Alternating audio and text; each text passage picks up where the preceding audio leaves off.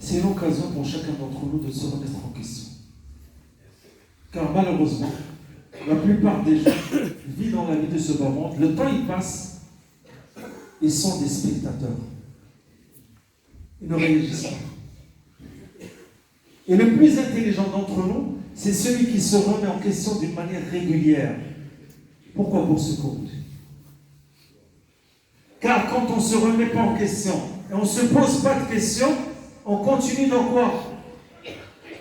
Dans l'égarement vis-à-vis d'Allah subhanahu wa ta'ala. Vous savez que l'être humain, il est pécheur. Chacun d'entre nous commet des péchés. Et les péchés sont différents par rapport à chacun d'entre nous. Il y a des personnes qui commettent des petits péchés et des personnes qui commettent des grands péchés. Et quand on veut se remettre en question, pourquoi? Pour se corriger, afin de revenir vers Allah subhanahu wa ta'ala. Par quoi? Par le pardon et le repentir. Omar ibn Khattab radiallahu anhu, il a dit une très belle parole. Demandez des comptes à vos âmes avant que Allah vous demande des comptes. Et pesez vos actions avant que vous serez pesés. Le jour du jugement dernier, chacun d'entre nous va venir vers Allah subhanahu wa ta'ala. Il y a des gens qui vont peser lourd, pas par rapport à leur corps, par rapport au poids de leurs actions.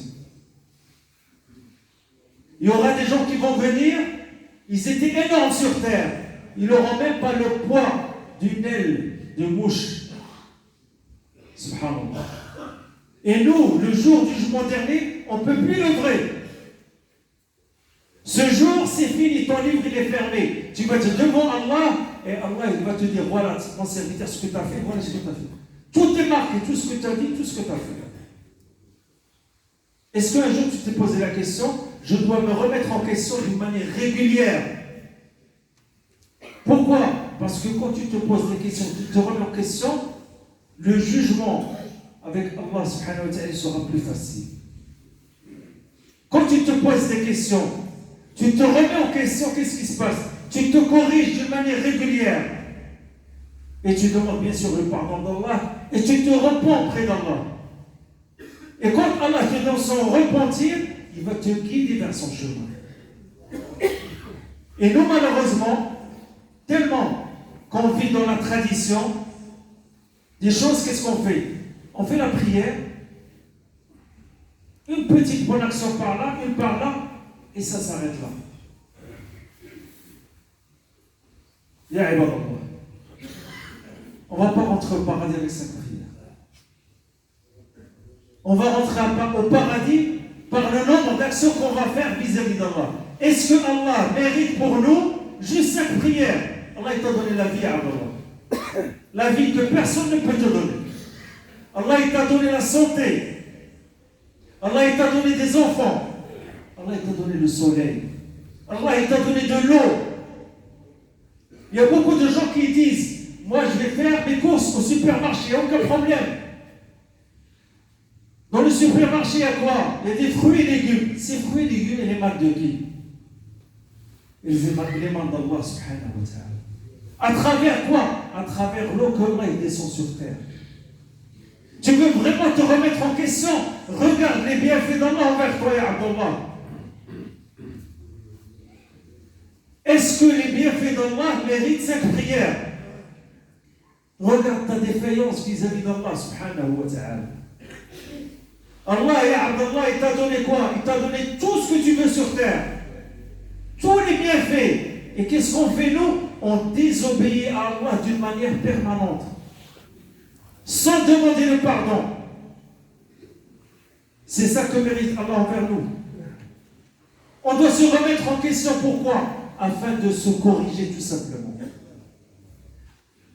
Notre prophète Muhammad sallallahu alayhi wa sallam dit dans le sens du hadith, personne n'avancera d'un pas quand le jour du jugement dernier. Écoutez ce hadith, car on va se baser sur ce hadith pour définir la remise en question.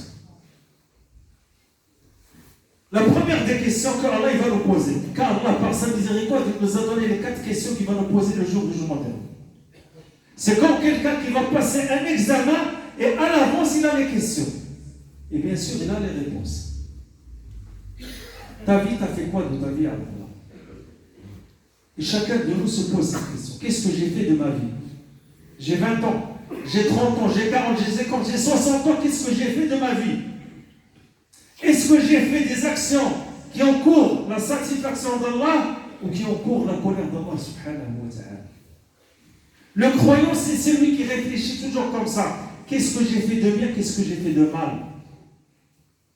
Et quand je sais que j'ai fait du mal, qu'est-ce que je fais? Je retourne vers Allah, je demande le pardon, je me repens.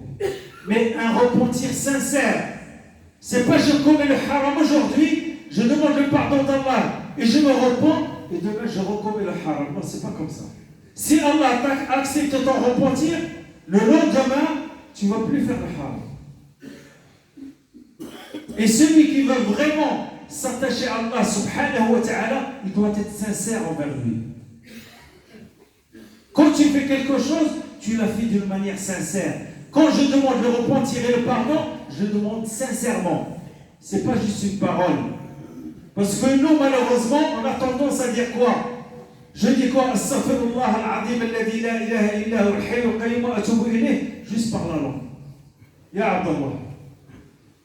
Cette invocation, elle doit être par la langue et par le cœur. Malheureusement, nous, au jour d'aujourd'hui, on vit dans un coma spirituel. Qu'est-ce qui se passe? La langue, elle est là, mais il n'y a pas de contact entre la langue et le cœur. Donc, du coup, qu'est-ce qui se passe? Ça reste juste au premier ciel. Elle ne monte pas vers Allah subhanahu wa ta'ala. Alors, chacun d'entre nous défile sa vie. Qu'est-ce que j'ai fait dans ma vie? Et à travers cette question, tu pourras te corriger. Tu pourras œuvrer. Tu pourras te dire, Ya Allah, ce que je fais, c'est rien par rapport à ce que tu m'as demandé. Et je dois essayer de faire le maximum. Car le croyant, c'est celui qui cherche quoi? Qui cherche la perfection dans son adoration. Est-ce que c'est le cas ou non? On ne doit pas se contenter de quelques prières pour satisfaire Allah subhanahu wa ta'ala. On doit faire le maximum. La deuxième des questions. Ta jeunesse, tu l'as passée comment? Pourquoi Rasul sallallahu alayhi wa sallam, il nous parle de la jeunesse alors que la jeunesse fait partie de la vie de chacun d'entre nous? Tout simplement, la jeunesse, c'est l'âge où tu dois apprendre le Coran. La jeunesse, c'est l'âge où tu dois faire l'effort de connaître ta religion, Abdallah. La jeunesse, c'est l'âge, c'est le temps où tu dois faire le pèlerinage. La jeunesse, c'est l'âge où tu dois jeûner le lundi et le jeudi. La jeunesse, c'est l'âge où tu dois lire le Coran d'une manière régulière toute l'année. Ce n'est pas que pendant le mois de Ramadan. Il y a des foyers, malheureusement, le Coran il est ouvert quand? Que du mois de Ramadan au mois de Ramadan. Est-ce qu'on adore Allah subhanahu wa ta'ala ou on adore le mois de Ramadan? Ça doit nous faire réfléchir. Et ces questions-là, si toi tu te poses des questions aujourd'hui, le jugement il va être facile quand le jour du jugement dernier pour toi. Et on doit se poser ces questions. Et j'ai envie de dire chaque jour, j'ai travaillé pour tenir, il n'y a pas de problème. Qu'est-ce que j'ai fait pour l'akhira? Il y a des gens malheureusement, c'est une réalité, qui travaillent des heures et des heures par jour. Il y en a qui travaillent en discontinu, 8 heures, 10 heures, 12 heures. Il y en a même qui travaillent 18 heures par jour. Pourquoi? Pour tenir. Le temps pour Allah, il est comment? Combien tu as réservé pour Allah de temps? On doit réserver un moment de sa journée, et surtout la nuit, pour adorer Allah subhanahu wa ta'ala, à part les adorations obligatoires. Ce qui est obligatoire, on n'en discute même pas. Si tu veux être l'aimé d'Allah, fais plus d'œuvres sur obligatoire. وما زال عبدي هذا حديث القدسي فيما يرويه رسول الله صلى الله عليه وسلم عن رب العزة. وما زال عبدي يتقرب إلي بالنوافل حتى أحبه فإذا أحببته أصبحت عينه التي يرى بها ورجله التي يمشي بها ويده التي يبتش بها. Le prophète sallallahu alayhi wa sallam nous enseigne dans un hadith divin, c'est Allah qui parle. Et mon serviteur ne cesse de s'approcher de moi par les œuvres surérogatoires jusqu'à ce qu'il soit mon bien-aimé. Alors si tu veux être l'aimé d'Allah, tu dois faire quoi? Plus d'œuvres surérogatoires. Et nous, malheureusement, on se contente des 5 prières, on les fait comme on veut, et c'est bon. Moi, j'ai le paradis dans la poche. C'est pas ça. Tu veux vraiment adorer Allah, fais plus d'œuvres surérogatoires. Et surtout quand tu es jeune. Parce que la jeunesse, c'est l'âge où tu peux apprendre beaucoup de choses. Plus tu avances en âge, plus les choses deviennent difficiles. Et nous, malheureusement, on ne fait pas d'efforts. Apprendre l'arabe et Abdallah. Plus tard, quand l'ange de la mort vient te chercher, c'est trop tard. Et on est toujours dans plus tard, jusqu'à ce que Allah subhanahu wa ta'ala décide de prendre notre âme et on part vers Allah alors qu'on n'a aucune connaissance. Et Allah subhanahu wa ta'ala, on n'a pas de... Qu'est-ce qu'on va dire à Allah? Allah, il t'a donné les moyens. Walhamdulillah, il t'a donné une maison. Il t'a donné des enfants. Il t'a donné peut-être un véhicule. Il t'a donné des biens. N'oubliez pas que c'est Allah qui facilite. Mais qu'est-ce que tu as fait pour Allah? Ça, c'est une question qu'on doit se poser. Tout ce qui est sur terre va rester sur terre. Et tout ce que tu as fait de bonnes actions, il va être avec toi quand? Le jour du jugement dernier. Vous savez que Uthman ibn Affan, écoutez cette parole. Quand on parlait de l'enfer, et des gens de l'enfer, ils ne pleuraient pas. Mais quand on parle de la tombe, ils pleurent. Quand on lui a posé la question, il a dit car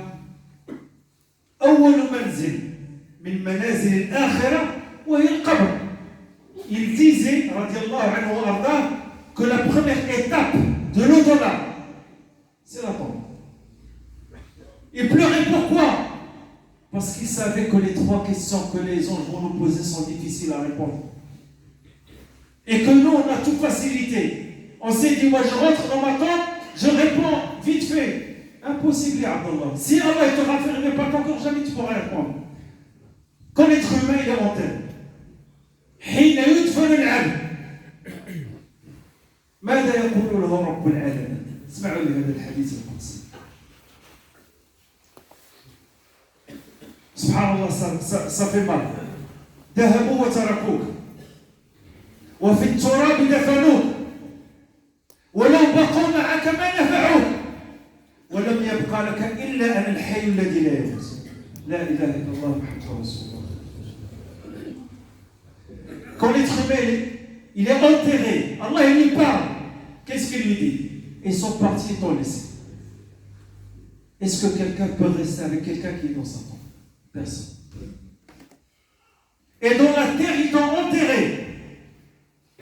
Et même s'il serait resté avec toi, il ne serait d'aucune utilité. Et le seul qui restera avec toi, c'est qui?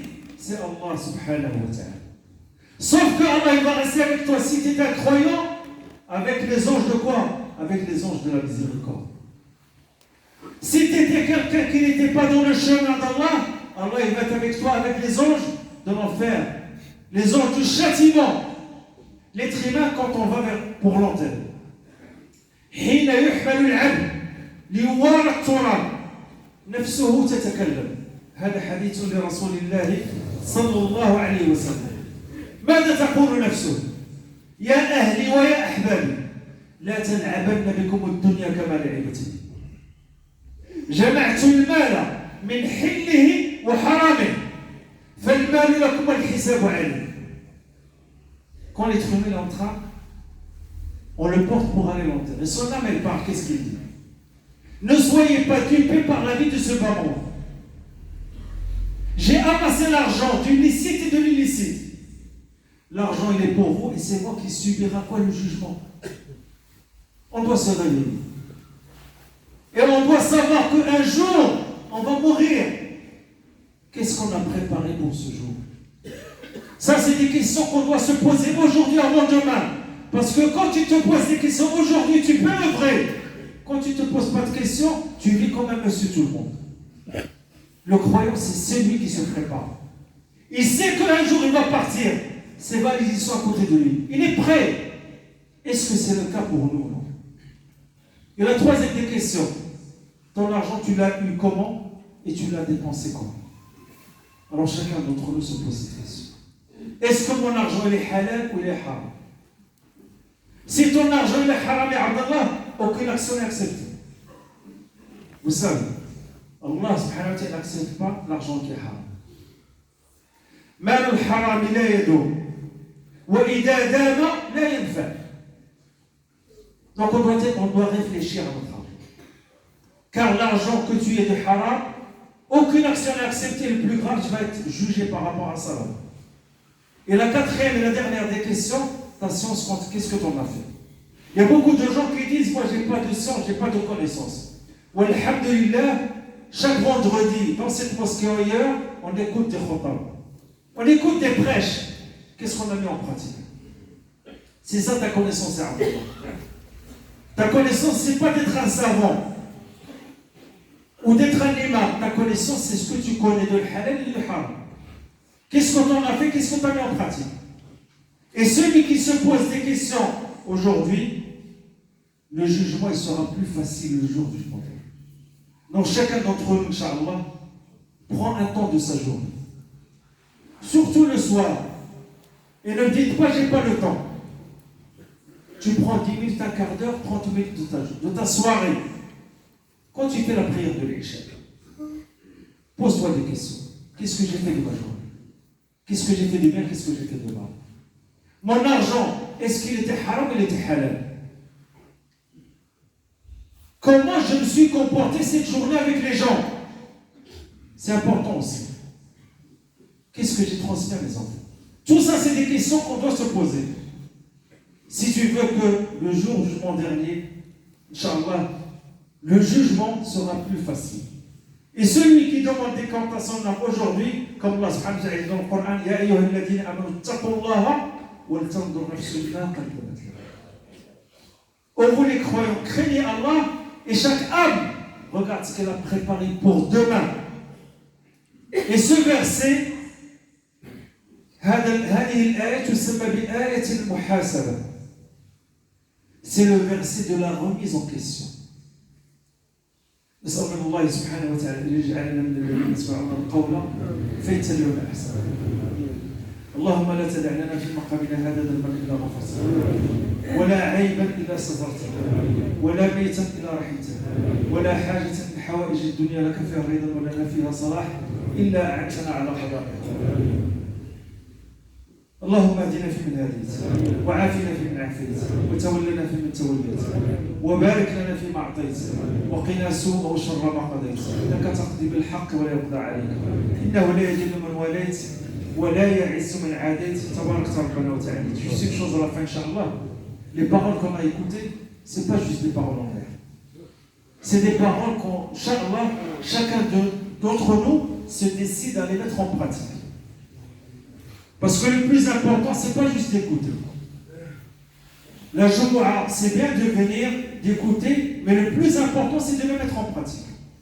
Pour celui qui veut avancer vers Allah subhanahu wa ta'ala. Et nous, aujourd'hui, on est tous vers le chemin d'Allah. Depuis ta naissance, tu chemines vers Allah subhanahu wa ta'ala, vers la fin de ta vie. Donc, barakallahu fikum. ونصلي ونسلم على خيرة خلقك سيدنا محمد وعلى آله وصحبه أجمعين. سبحان ربك رب العزة عما يصفون وسلام على المرسلين والحمد لله رب العالمين. Évidemment que nous avons demandé le dua et les malades. On demande à Allah subhanahu wa ta'ala أن يعافيها وأن يشافيها وأن يشفي جميع مرضى المسلمين وأن يرحمهم. وقوموا إلى صلاتكم.